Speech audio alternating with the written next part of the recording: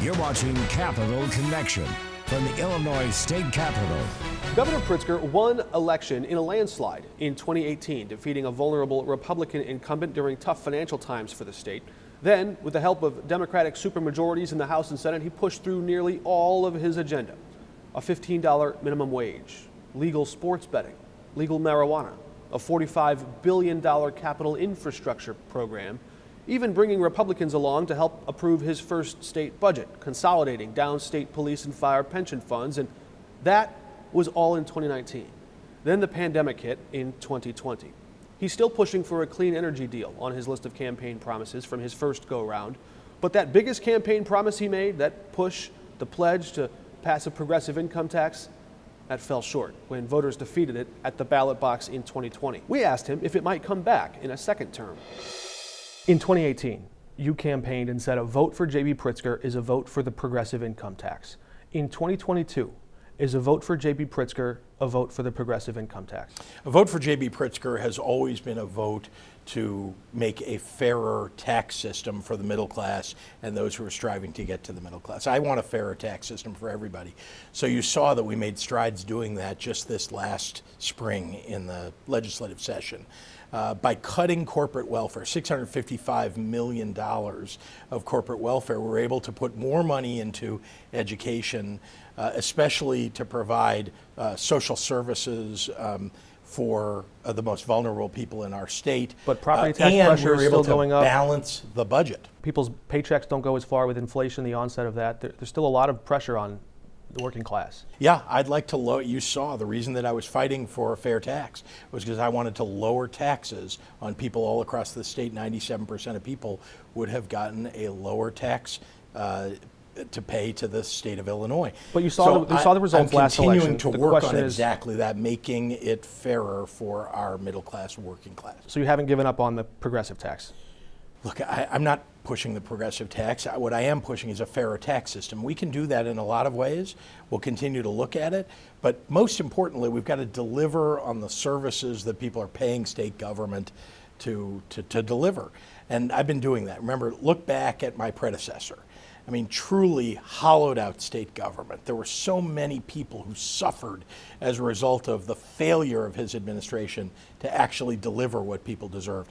We're actually getting the state back on track, and indeed, we're getting the state's fiscal house in order, which gets the state much further in terms of doing what we need to do for working families across Illinois. I mentioned some of the downstate business owners who were angry, other workers who were angry after the pandemic. There was a lot of people frustrated with government. But there's also this other strain, on a separate track perhaps, of people who are just losing faith, losing confidence in the way we do government. At the federal level, at the state level, everywhere we go, there are voters who are just farther and farther disenchanted with our system of government. I wonder if there are ways to improve that.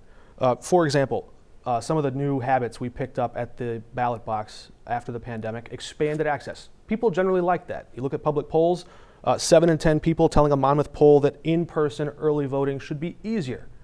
But more people than that, 80%, 4 in 5, say that Americans should show a photo ID at the ballot box. If Americans don't have full confidence, especially if Republicans don't have full confidence in election results, why not require a photo ID? Well, let's back up and point out that in Illinois, we've expanded access to the ballot box, unlike places like Georgia and Utah and Arizona and other places where they're trying to cut back on it. Could you do both? Could you expand and grow confidence in the election process? Well, I think it does grow confidence in the election process when people know that they can access the ballot box. They're not being kept away from it, that it's more accessible to them in their local community, that they can do it over a stretch of time as is available to them. Remember that when you only had, for example, on election day voting, you kept out of the process so many people who have to work on a Tuesday. I mean, think about all the challenges. Make it a state holiday. Think about all the challenges that people face just trying to get to the ballot box on election day. So the more we can provide access, the better off we are. People do provide ID when they're signing up to vote, when they're registering to vote. And, you know, it's reasonable that people, when they show up, they, sign to get their ballot. So their signatures are matched. I think we've got a great process, but we've got to make it even more accessible. Illinois now is one of the best states in the country in terms of ballot access. But I've seen people in line to vote when I was going to vote myself years ago, and they've pulled out their ID, assuming I have to show this. It's almost instinctive. Is there anything wrong with requiring a photo ID at the ballot box?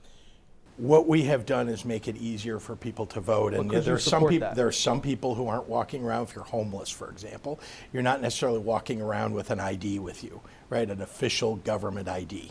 So that's just one example of somebody that ought to be able to vote, that could be registered to vote, that simply would sign as they do when they come in to get their ballot and prove who they are. All right. Does politically motivated hiring still happen on your watch in Illinois? And the reason I ask is because your administration is right now in court trying to convince a judge to back off of the patronage monitoring. Is that the message to send Illinois right now, that we don't need court oversight of political hiring in Illinois? No, what we're trying to say is that the folks who brought that suit, decades ago now, during the Daley administration, and I want to be clear with you that essentially they've been taking advantage of the system. The truth is that we are past that my administration has proven that you can operate state government without all of those problems of patronage filling in jobs that really are jobs for civil servants. We've hired highly qualified people across state government, and we already people that were campaign workers. already have. Yeah, they're highly qualified people. Listen, we already have monitors. We have inspector generals. That you appoint? Remember, they are independent. Once they take office, they are independent. And you've seen, our inspectors general have not been reticent to criticize whenever they've seen a problem. So I'm just telling you that, the state government really is operating much better today than it has even during the Rauner administration. And certainly in prior administrations. We're making sure that state government really works for people, that it works in a fair way, and that we've got truly qualified people doing the job. All right, 2018 was think big. 2022 is? Well, as you know, we got an awful lot done talking about how we're thinking big. Still workshopping the tagline, I see. There's a lot that we need to do for the people of Illinois. There's no doubt about it. We've got to make sure we're consistently passing balanced budgets in our state, that we're getting credit upgrades, that we're moving the state fiscally in the right direction, and that we're making government work for everybody to help people fulfill, their destiny. For the people who want to pursue a better life for their families, for themselves, that we're helping them by addressing the kitchen table issues, and I'm going to be doing that in 2022 and beyond. All right, we'll be covering. Thanks. Thank you.